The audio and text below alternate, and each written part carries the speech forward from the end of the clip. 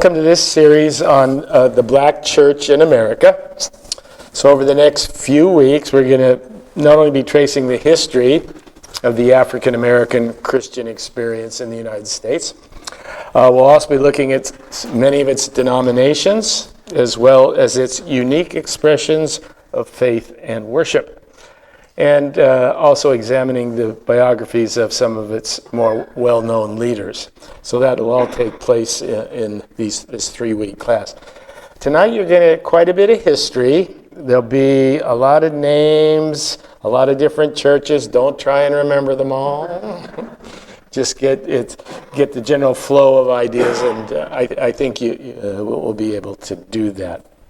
So, the Black Church, sometimes termed Black Christianity or African American Christianity, is the faith and body of Christian denominations and congregations in the U.S. that predominantly minister to or are led by African Americans. That's how it would be called an African American church. You just look who's there and who's leading. And we're going to trace the history of that. It also can refer to the numerous collective traditions that have come out of these denominations. So we'll be looking at those as well. So black churches primarily arose in the 19th century, during a time when race-based slavery and segregation were practiced in the U.S. Black people generally searched for an area where they could independently express their faith, find leadership, and escape from what was the inferior treatment of the white-dominated churches. During the era of slavery in the U.S., many slave owners strategically used black churches as well as black preachers to propagate messages of obedience, submission, and compliance. This was part of a larger system of control that sought to use religion as a tool to maintain the institution of slavery. And you've got to remember, in the South, if you've ever read any of the pre-Civil War Southern expressions, slavery was definitely supported biblically. Now, have any of you ever heard of this? This was a text that was entitled Select Parts of the Holy Bible for the Use of the Negro Slaves, sometimes referred to as the Slave Bible. It was created in the British West Indies for teaching pro-slavery versions of Christianity. It was edited in an abbreviated version of the Bible that kept only 10% of the Old Testament and removed over 50% of the New Testament. It had all of the Bible's references to freedom and escape from slavery excised, taken out, while passages encouraging obedience and submission were emphasized.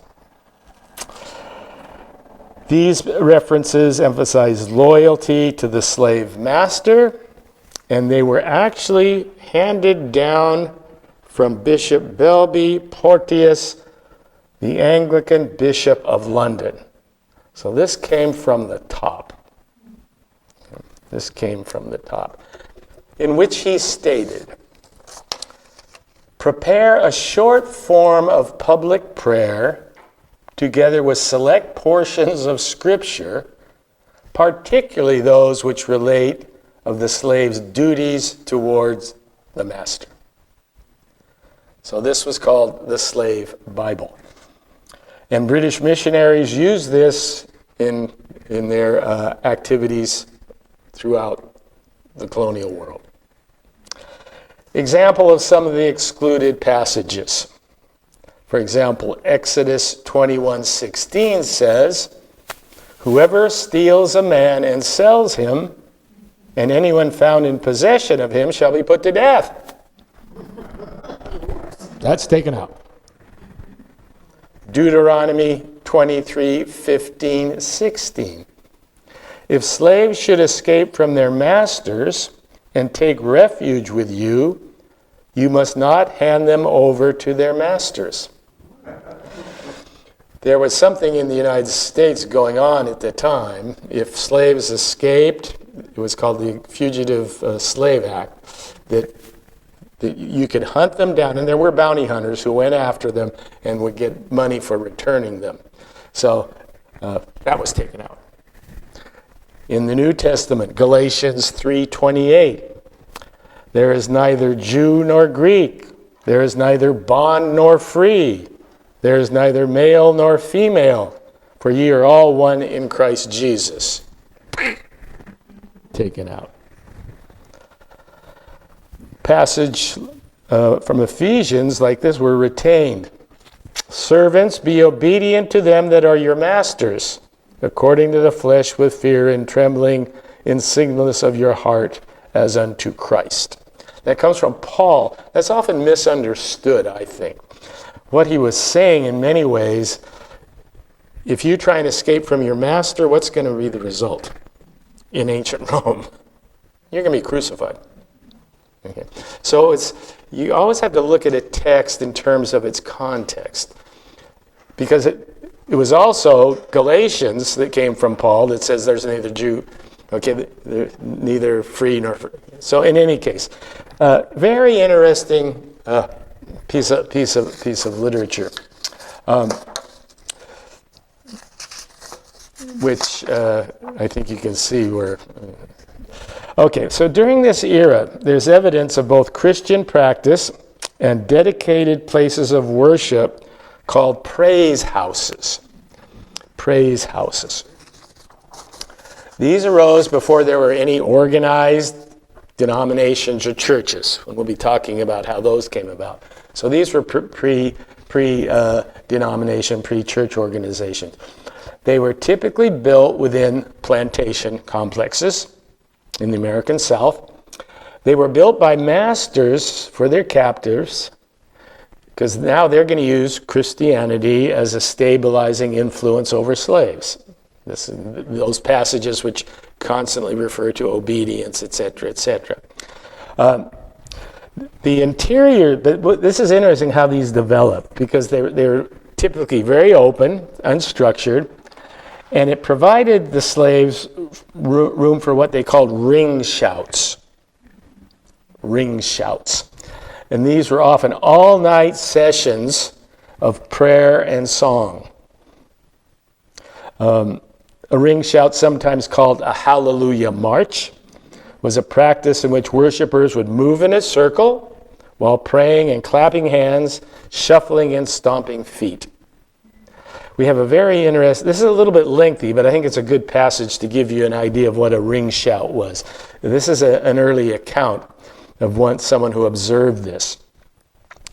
The true shout takes place on Sundays or on praise nights through the week, and either in the praise house or some cabin in which a regular religious meeting has been held. Very likely more than half the population of the plantation is gathered together. Let it be the evening, and a light wood fire burns red before the door to the house. The benches are pushed back to the wall. When the formal meeting is over, then old and young, men and women, sprucely dressed young men, half-clad field hands, women generally with gay handkerchiefs twisted about their heads, short skirts, boys with tattered shirts, men with trousers, young girls barefooted, all stand up in the middle of the floor. And when the spiritual song is struck up, begin first walking, and by, getting faster and faster, shuffling from the floor. The progression is due to the jerking, hitching motion. Sometimes they dance silently, sometimes they shuffle and sing a chorus. More frequently, a band composed of some of the best singers stand at the side of the room, singing the body of songs, clapping their hands together on their knees. Song and dance are alike extremely energetic, and often the shout lasts into the middle of the night. This is probably the origin of ecstatic black worship, which you still see in modified ways in many black churches. A lot of clapping, a lot of body movement, a lot of singing, even dancing and getting filled with the Spirit. This was part of what were known as this ring shout.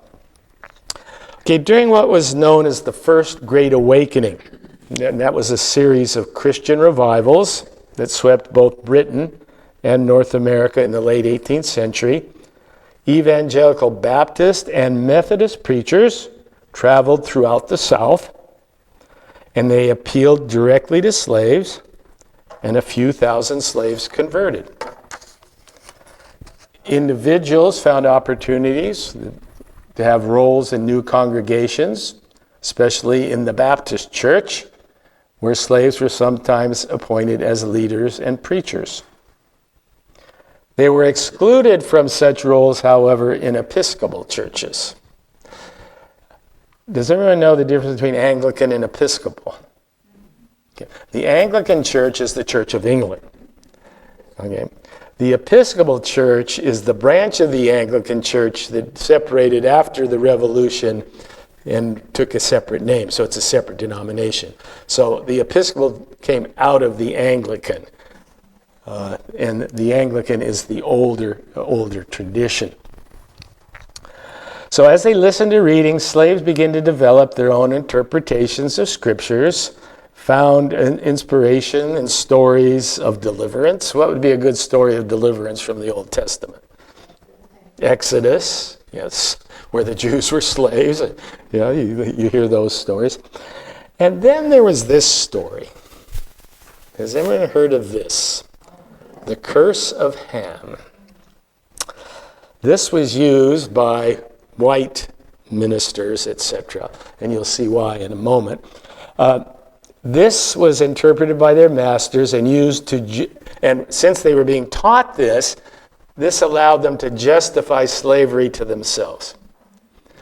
Why are you where you are? Why are you in bondage? Why are you in slavery? Well, we'll tell you. It's because of the curse of Ham. It appears in the Old Testament, book of Genesis. It's described as a curse which was imposed upon Ham's son Canaan by the patriarch Noah. So it was a curse. It occurs in the context of Noah's drunkenness. It's in the text, I'm not making this up.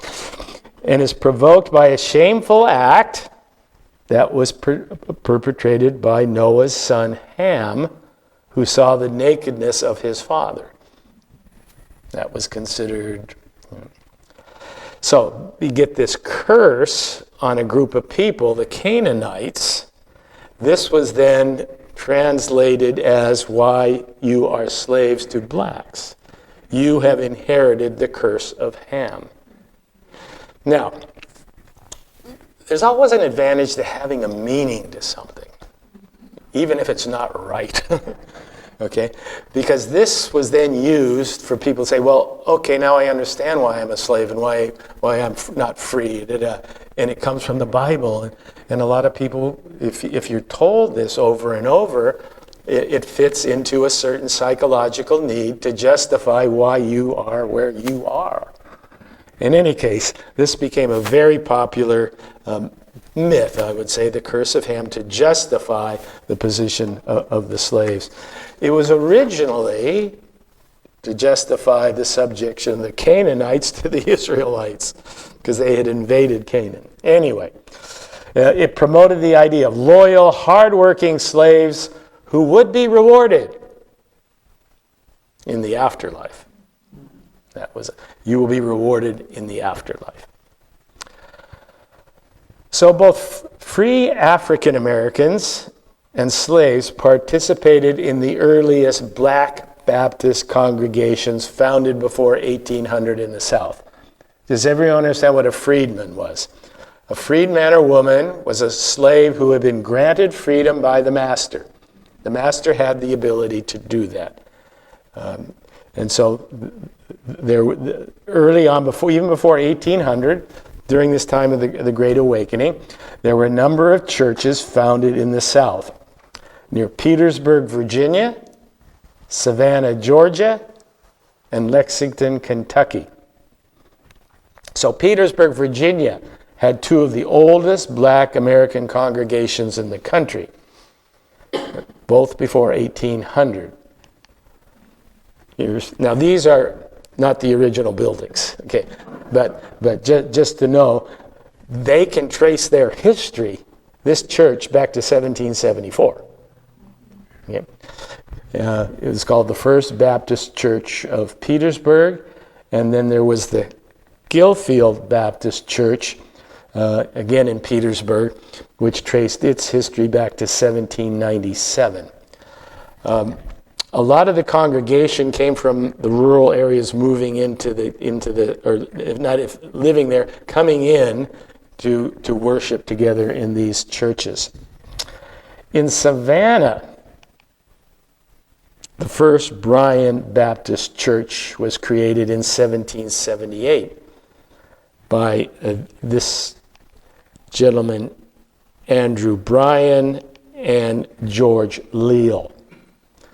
Leal's story is interesting. He was a former slave, and he had been converted by an ordained Baptist minister by the name of Matthew Moore. Henry Sharp, who was a Baptist deacon, had freed Leal before the Revolutionary War began. So he was a freed man. He began preaching to slaves on plantations and made his way to Savannah, where he converted Bryan. And then in 1800, they built this church, and by 1800 it had 700 members. All black slaves, basically, and a few freedmen. And by 1830, which is just in another 30 years, it had grown to 2,400 members. And then it began to generate two new congregations in the city. You can see lots of congregations. You look at when you say the black church in the United States, it's the black churches. Okay, there are a lot of them, and you'll see. So, and often they were just individuals who took the initiative to establish churches and got some support, mainly from abolitionists, white abolitionists who would support them. There's an interesting story about this man. I looked all over. I even used ChatGPT to try and find an image of this guy, and that's the best I could come up with. His name was Peter Durrett, and he and his wife, it's an interesting story. They founded the first African church in Lexington, Kentucky, in about 1790. He was born enslaved to his white father, which wasn't unusual. How did you define a slave, by the way? Not through the father, through the mother. Okay. So if your mother is a slave, you're a slave. See, if your father was white, you're not free. Okay. If your mother's white, but that didn't happen very often, or if it did, well, anyway. So they founded this church. Now he had a white father who was a captain on a Virginia plantation, and he converted during the first Great Awakening, that we spoke about. He then married. This is Peter Durrett, another enslaved woman on a farm owned by another guy by the name of Joseph Craig. This is one of the problems with slavery in terms of the family, right? He married someone who belonged to another slave owner. Okay? And as long as you were relatively close, location-wise, that might work out. But then he learned that Craig planned to migrate to Kentucky and take his slaves with him, which means he would be taking his wife. He got Captain Durrett, to help him, and he made an exchange, a trade, so that the couple could stay together. They became members of Joseph Craig's church, about 8 miles east of a settlement of Lexington, When the church dissolved, Craig permitted Durrett and his wife to hire themselves out, moved to Lexington, where they were hired by another white man by the name of John Maxwell, who helped them build a cabin. Durrett then called on enslaved people around, began preaching to them. His wife became very active, providing accommodations, encouraging people to be earnest in faith, and they were able to get a small church together of 50 congregants, most of whom, interestingly, Durrett baptized, although he was not ordained. But to those, to Durrett, it didn't matter. That was part of the white. This is the church they founded. Again, this is you can visit it in Lexington, Kentucky today. 1790. It had numbered 300 by the time of Durrett's death. So these churches were popular with the slave population, okay? Because especially these churches who were run by blacks were not giving the traditional message. They were giving the message of salvation and freedom, etc., which often had political implications. And so we'll see, those got clamped down on in a while. Following his death, Durrett was succeeded by a Reverend London Farrell. Again, that's the only thing I could find related to Farrell. Couldn't find a picture, but there's a biography of him. He was of mixed race. He was a free man of color whose free wife had purchased his freedom from slavery in Virginia. Unlike Durrett, he was ordained. He became ordained in the First Baptist Church, a white congregation in Lexington. So how was this happening? These white people who were doing this had to be abolitionists. They believed that slavery was wrong, and it was wrong from the biblical sources, not just because they socially thought it was wrong. During more than 30 years of service, he increased the congregation to close to 2,000. The first African Baptist, you don't have to remember all these. I'm just trying to give you a bit of a survey of what was going on. This was all before 1800. The first African Baptist Church of St. Louis had its beginnings just after the turn of the century in 1817, when John Mason Peck, a former slave, and John Barry Meacham began holding church services for African Americans in the city. It was the first African American church west of the Mississippi River. And if you can remember at that time, the big question in these territories was, were we going to allow slavery? It became a main political issue of the time.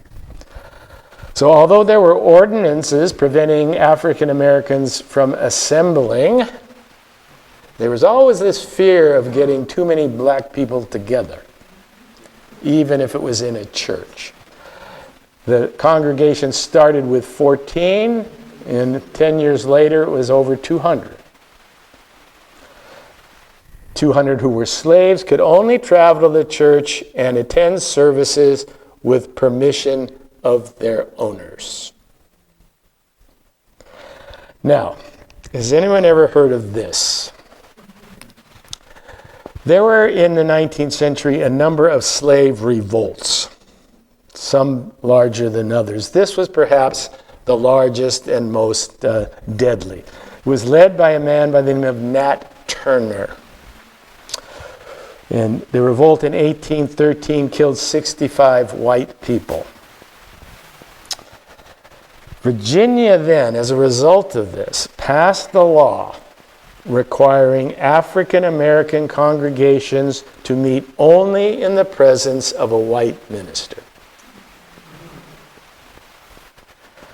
Who was Turner? He was a carpenter, a black preacher, not ordained, who had several visions leading him to call on slaves to rise up against their masters.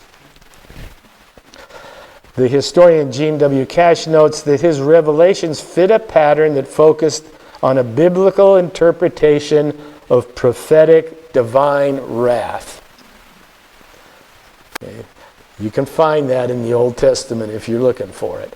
So he identified the wrath that would come against, and he would act it out as a prophet against these white slave owners. And it was almost apocalyptic. This is the time to rise up.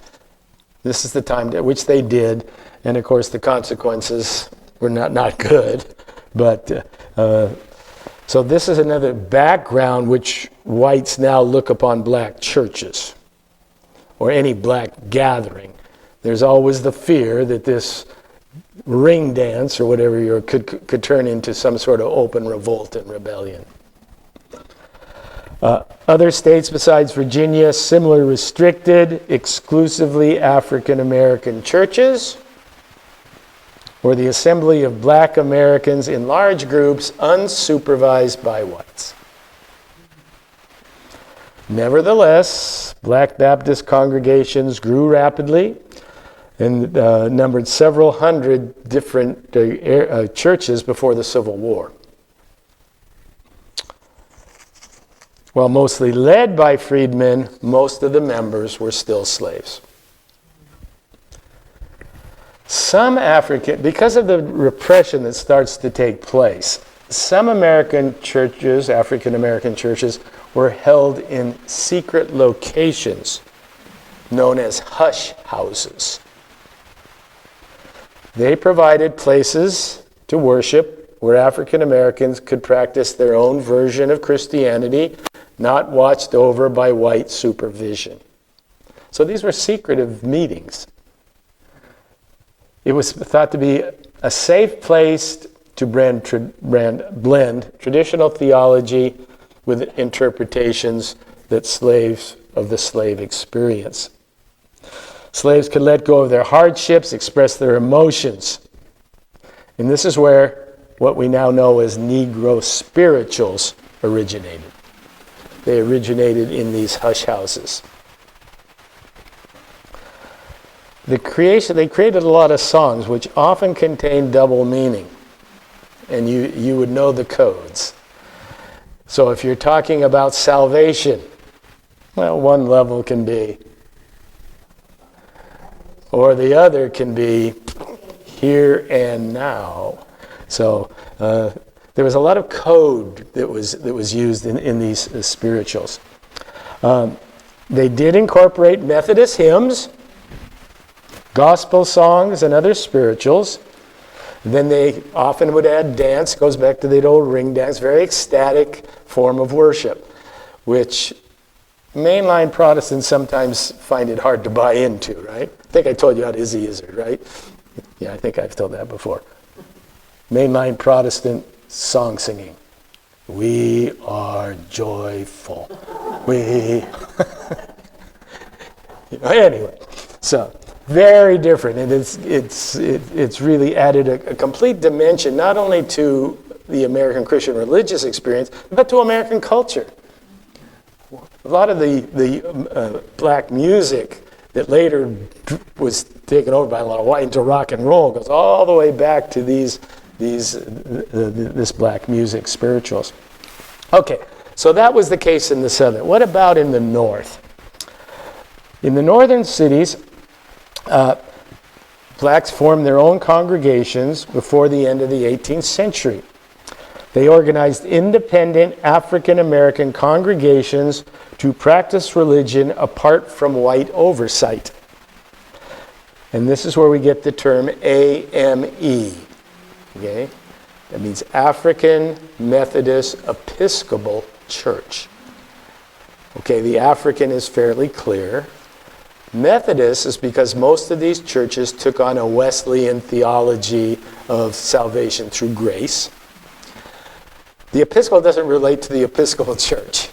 It relates to the episcopate. That's the hierarchy of bishopry that they incorporated. Yes, sometimes, well, how come Methodist? Although, of course, Wesley never left the Anglican Church, but that Episcopal part doesn't mean the Episcopal Church. It means it's the... So in 1787, in Philadelphia, the black church was born out of protest and reaction to racism. Resenting being relegated to a segregated black-only gallery. And this was in the church at St. George's Methodist Church.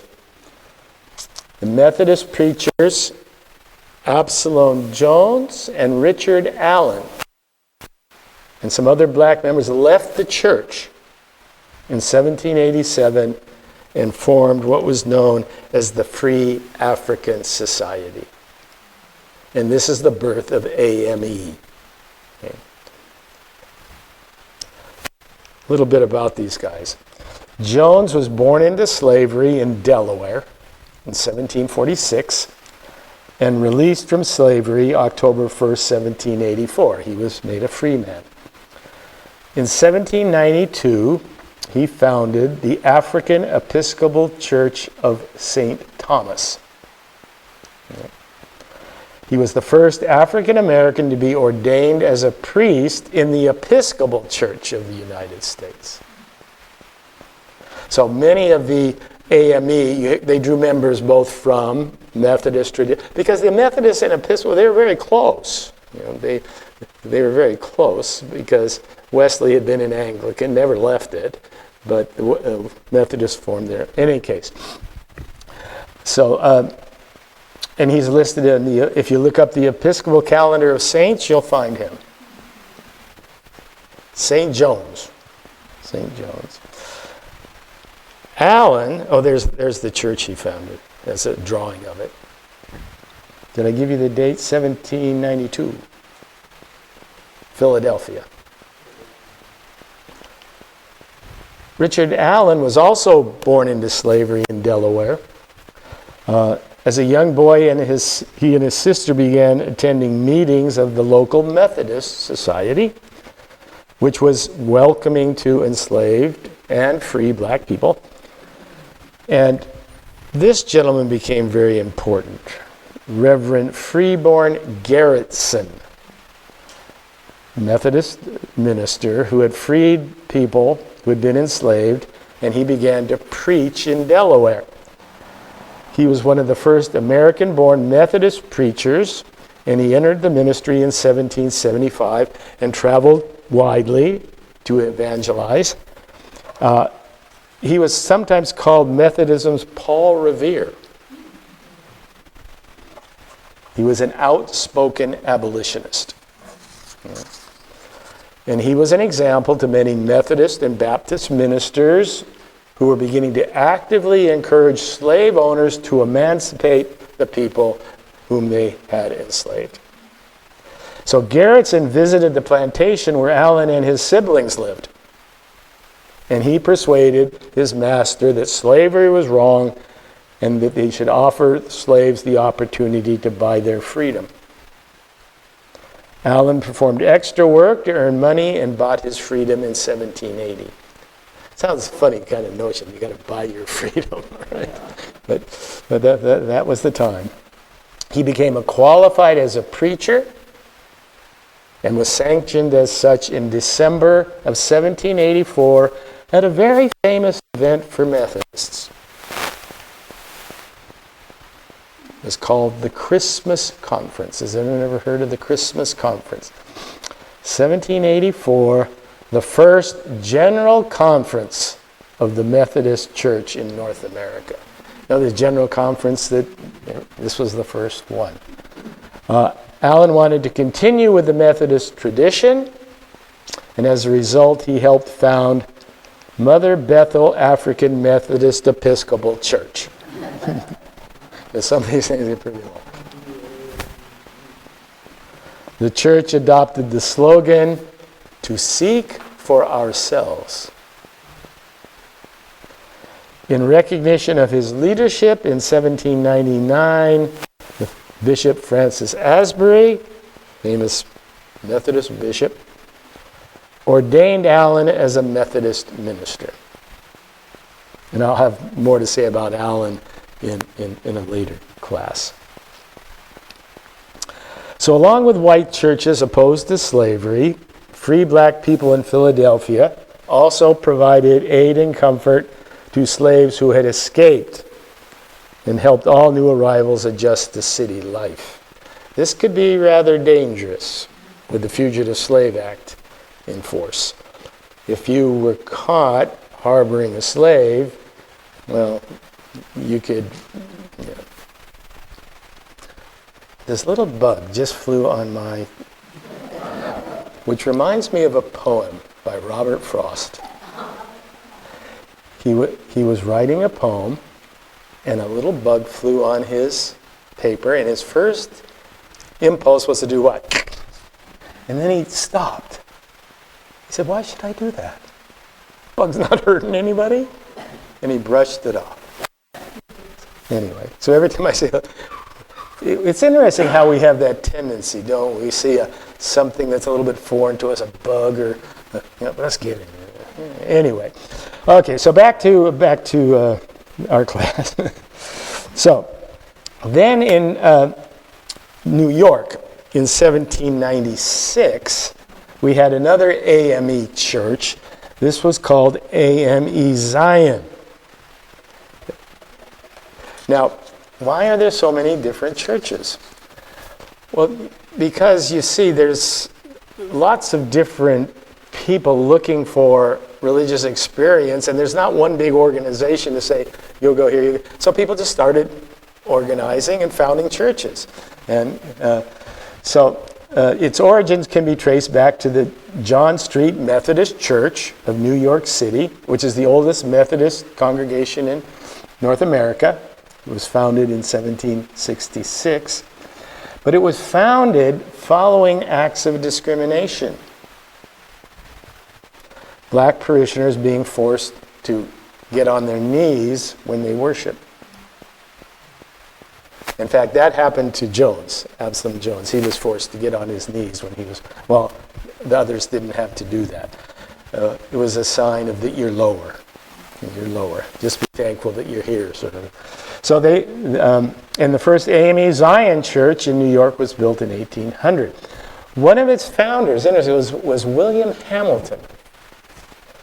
He was a prominent African-American orator and abolitionist, reputed to be the son of Alexander Hamilton, future Secretary of the Treasury. His mother was a free woman of color. Historians debate whether that's actually the case, but there's been a lot of thought that could well have been, especially because he was half colored, his mother. So this new Zion church grew very rapidly, and it multiplied into several churches, developing congregations, mainly black congregants, but ministered by white ordained Methodist ministers initially. Then in 1820, 6 of these churches broke off and ordained James Varick as an elder. And he was the first bishop of the AME Zion Church. Total membership in 1866 was 42,000. 2 years later, it was 164,000. They were doing something right. Better talk to Elbert.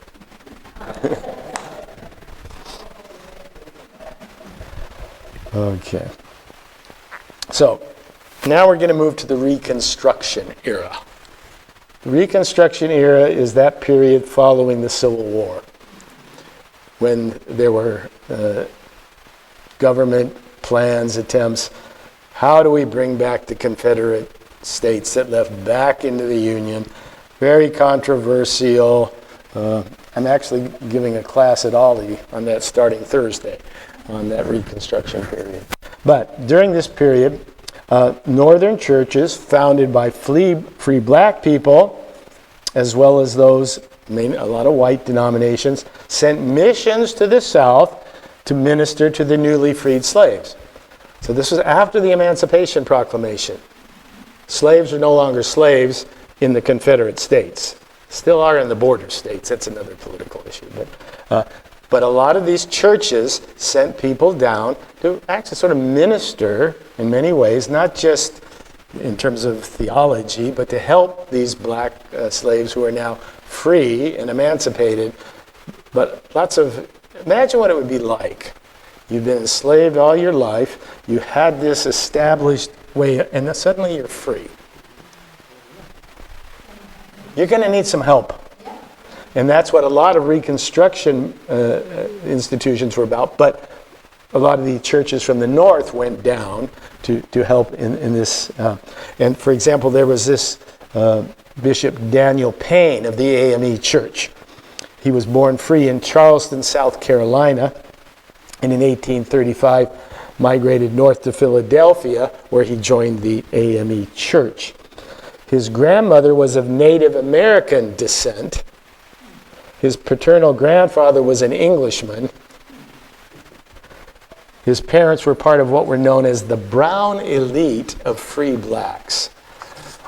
That became a whole different sociological issue amongst freed blacks who were the elite, often lighter skinned, which meant they often had white genetic. And these groups often, just as during the plantation period, the house slaves always felt themselves superior to the field workers because they got all the privileges. So in any case, that's just another interesting side issue. So getting back to Payne. In 1852, he was elected and consecrated as 6th bishop of the AME. And in April of 65, he returned to Charleston with 9 missionaries to help in this Reconstruction effort. He organized committees, associations, teachers to teach freedmen throughout the countryside, especially how to read. Because slaves could not read. They were not allowed to read. There were few except Frederick Douglass was the classic exception. But why? Because reading was knowledge. And there's that old saying, knowledge is power. So this was a big effort made by churches and also the Freedmen's Bureau, which was a government institution, to help slaves get up and be able to support themselves and to be able to read.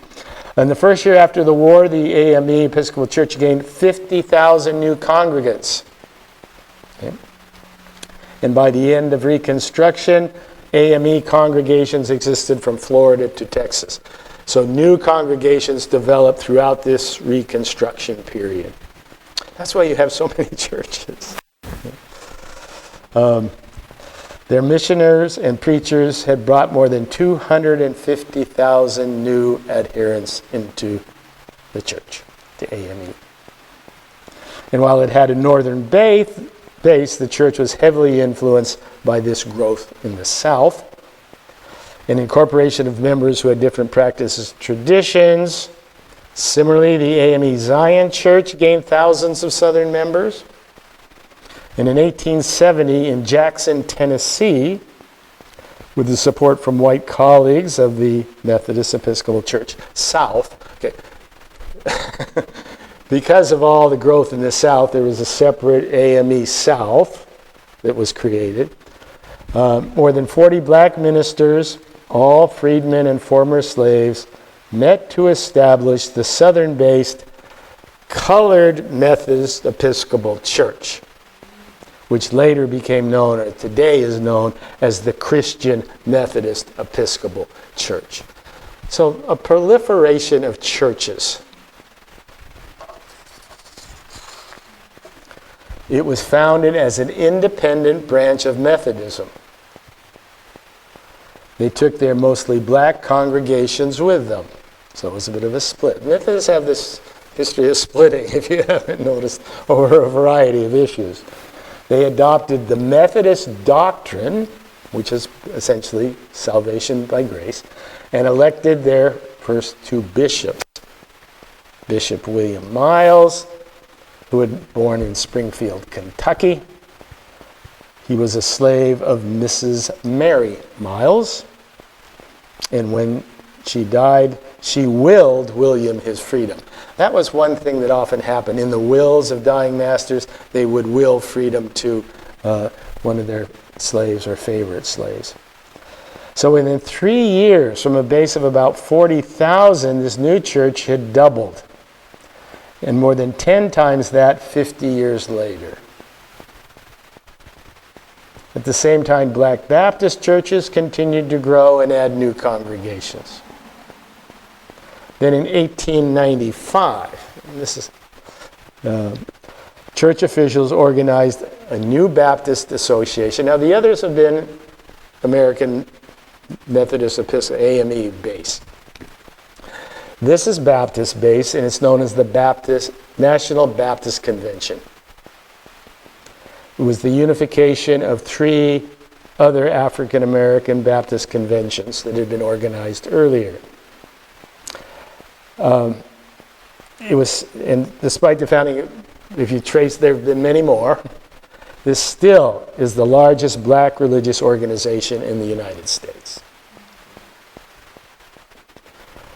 These churches blended elements from underground churches with a freely established. It's really interesting. I'll be doing a little bit on black theology in another class. It's a real mixture. You have traditional theology, and then taken with brought in some what we call emancipation theology, together with elements from local, almost folklore. So you get this real mixture. It's it sort of, to my mind, it enriches that whole black establishment. Okay, so in summary, we're going to finish early tonight. Post-Civil War years were marked by a separatist impulse as black people exercised the right to move and gather beyond white supervision or control. Okay, so you can see with the end of slavery and the emancipation and all, they're going to move away. We don't need your control. Black churches became the focal points of black communities, and their members quickly seceded from white churches. This is understandable. This revealed the prior strength of what is sometimes called the invisible church hidden from white eyes. Goes all the way back to those hush houses. Black preachers provided leadership, encouraged education, economic growth. That's why for so long the black church has been the core of black America. It really has been. Of course, black America, like any communities, it has its problems. But if historically, that always provided some sense of strength and core identity. And still does. And we'll see that, especially when we get to the civil rights movement, etc. For most black leaders, the church always were connected to political goals of advancing the race. So there's no separation of politics here.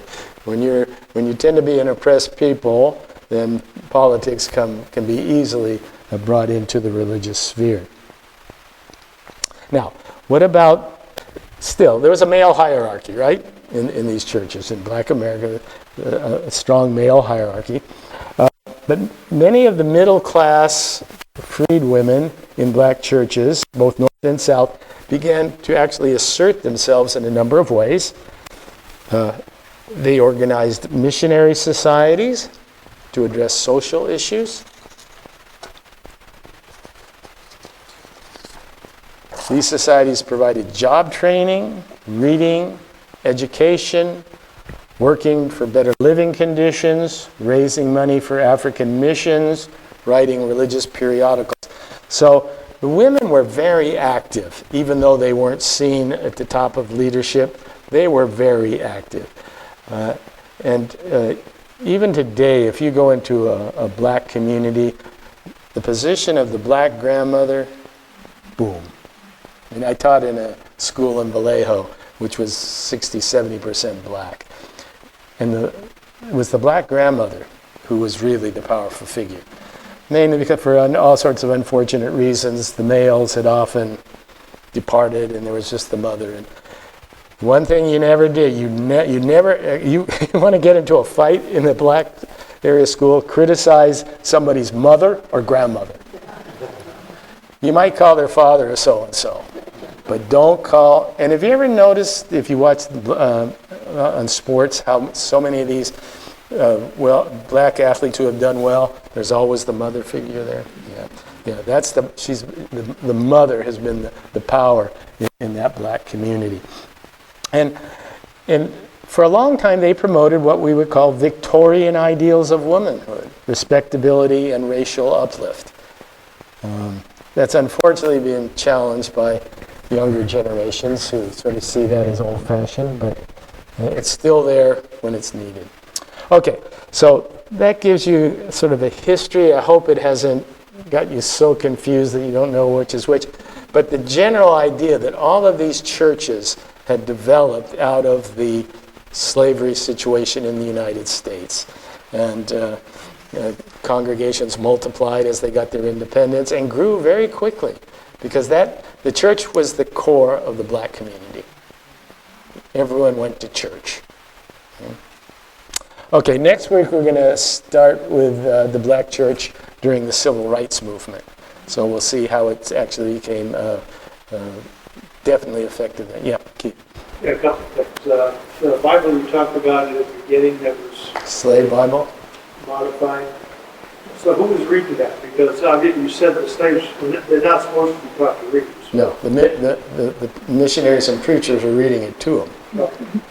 Second question is, during some of this time, I think slaves are still being brought in from Africa, right? Yeah, when did that end? That ended just around 1800.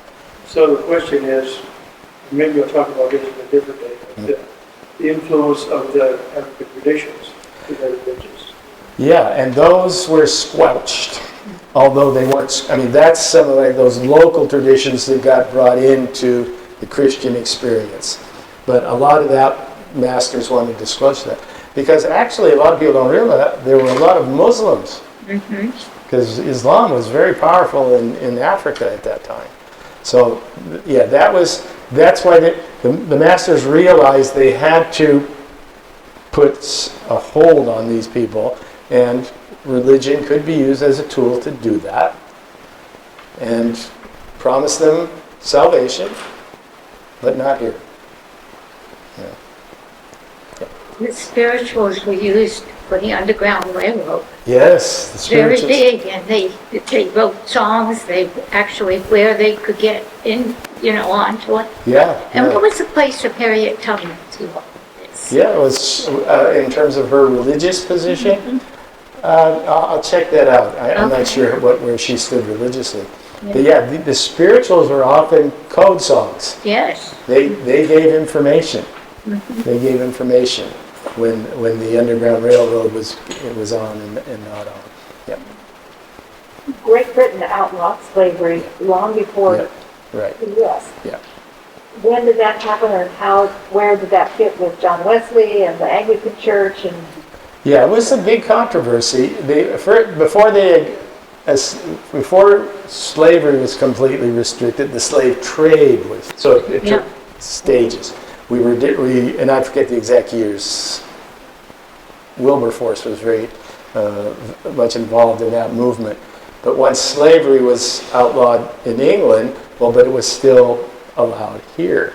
And that became, of course, a conflictual idea from, let's say, the churches.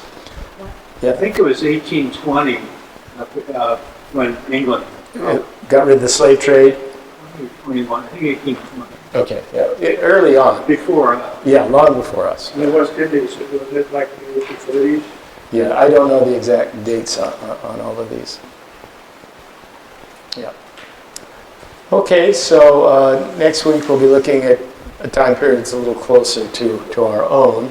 And we still have, in the remaining classes, I want to do something on what is called black theology, which is a sort of liberation theology.